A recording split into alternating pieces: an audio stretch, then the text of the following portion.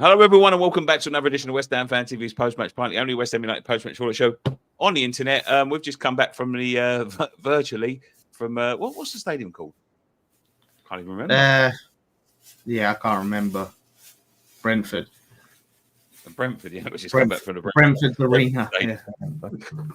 Where it was West Ham 1, Brentford 1.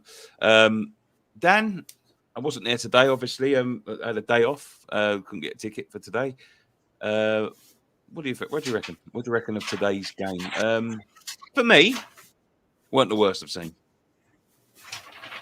I don't know. For me, it was really frustrating. Really frustrating to watch. It's just that it was so reminiscent of last season under Moyes in terms of the passing. It's sideways, backwards, just trying to walk it into the back of the net. I know we eventually had 17 shots because we didn't create any clear-cut chances. So it was a lot of just hit and hope. 2 on target. I think we might maybe have had more shots than that. We had like 2 shots on target. That's not good enough. You know, I just didn't enjoy it at all watching that. It was a tough watch. He made those crazy changes that kind of worked. We'll talk about it in a bit. But yeah, I don't know. It's a weird one for me. It's obviously that Brentford have got off to a fantastic start in the first I think they're the first team in Premier League history to score 3 times in the first minute of the game. So I'm sure that he would have been saying to them, you know, keep it tight for the first couple of minutes at least. You know what I mean? Like they've got off to a flyer within 37 seconds.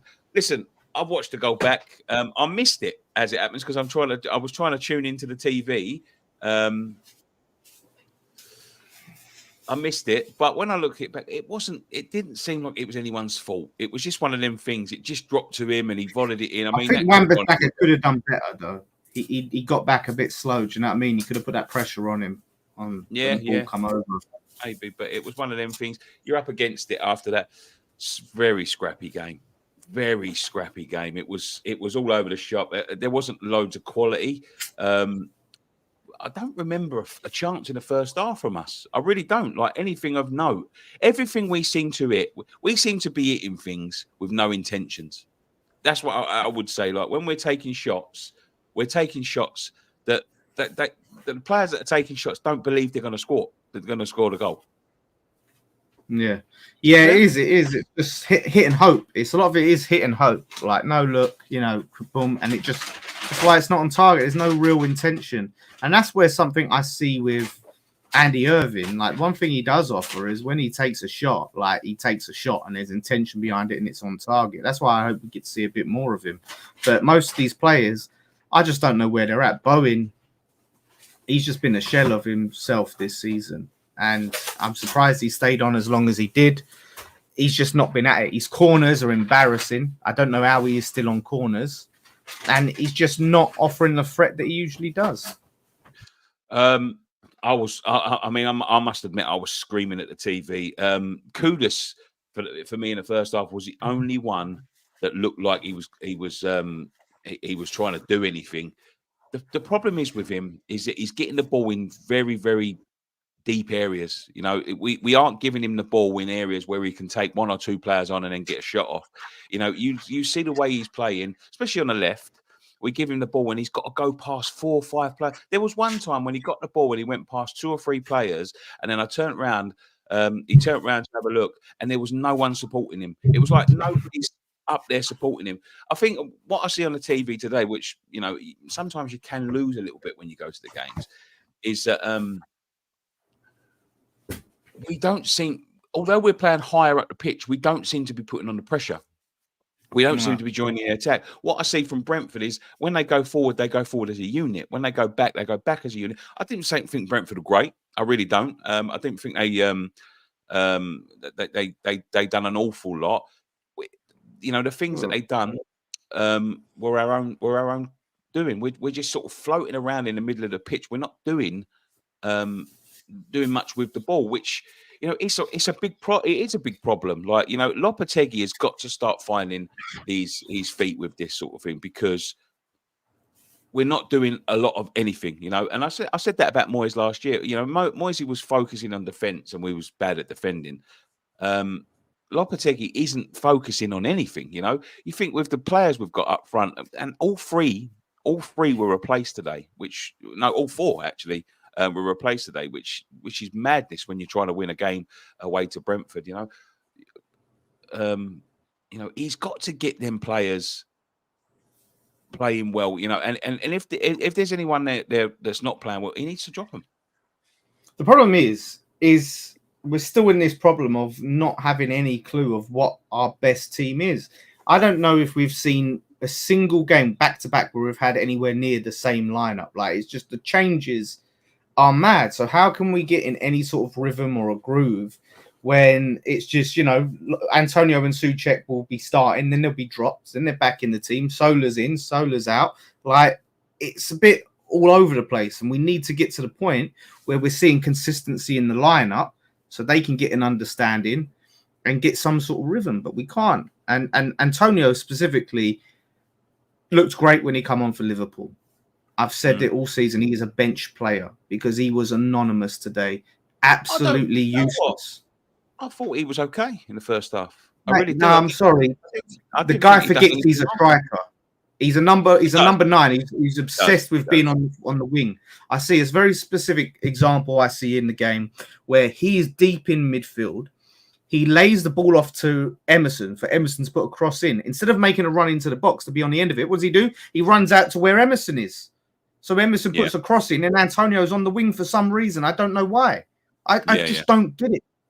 He doesn't do things like that well. When you're playing centre forward, you've got to stay in and around that area. I thought Danny Ings would have been a better start today. I really do. If he was going to go with a striker, I thought Danny Ings was a better start. I thought he'd done better when he came on, although he was just feeding off scraps. It took him about 20 minutes to get him on the pitch, didn't it?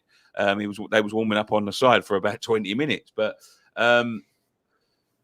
listen, it was a goal by Souček. Souček doing what Souček does well. The decision to take Kudus off was odd.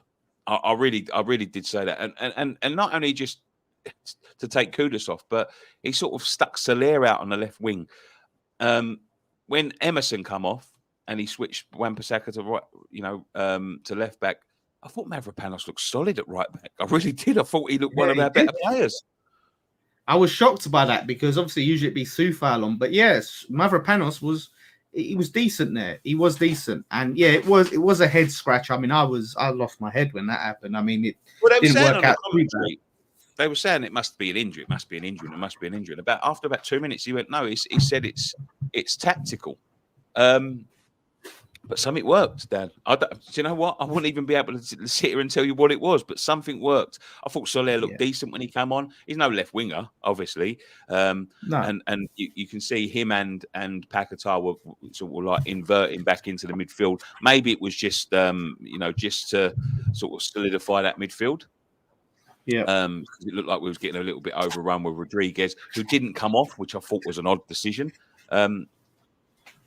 I know Souček scored, but I'm sorry. Like, this is Souček. This is what you get. You get absolutely nothing from him, and then the occasional scrappy goal. Like, that is Souček, and it's just a case of, how many times are we going to keep starting him to hope that's going to happen and sacrifice any sort of control in the midfield? Honestly, there was times I forgot he was playing. Good on him for having the the vision to get on the end of that or whatever. But I'm sorry. Like, he just doesn't do it for me in the grand scheme of the game.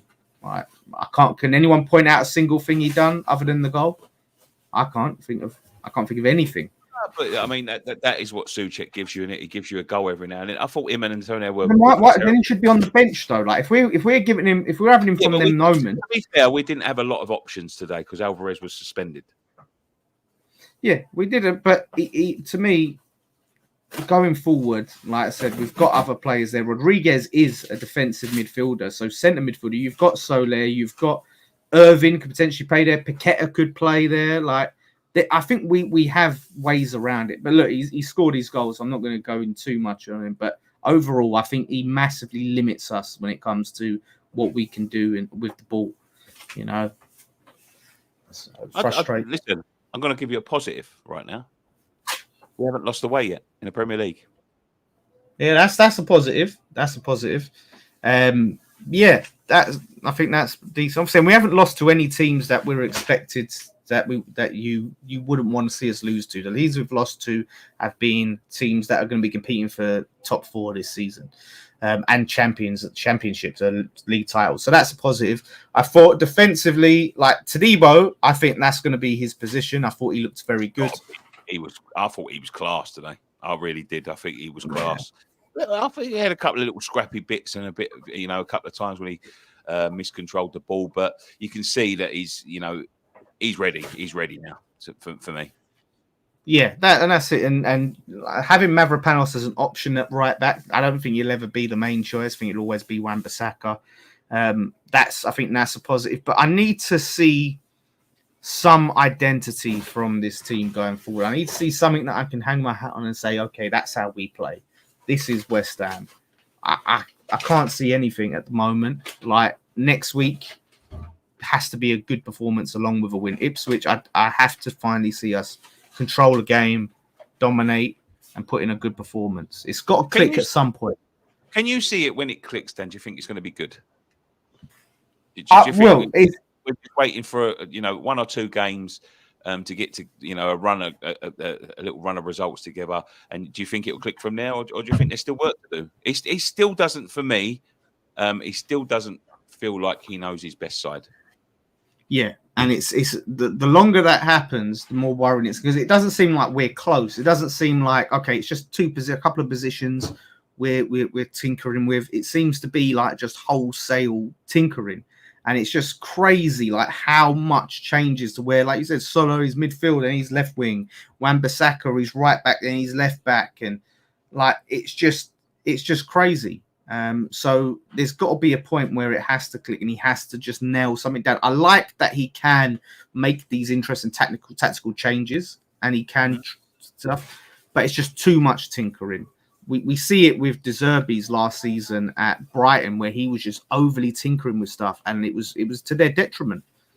So, like I said, we've got to get some consistency. If it clicks, we've got the players there. The players are there that says if the team clicks, we'll be on fire. But I need to see us much better in front of goal for a team that want to move towards attacking play.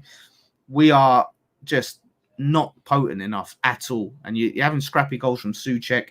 We need our forwards. I mean, have you even seen what the goal we scored the other day against Liverpool, and with the lack of shooting from when Kilman was on the line, there was a chance from Somerville. Bowen today.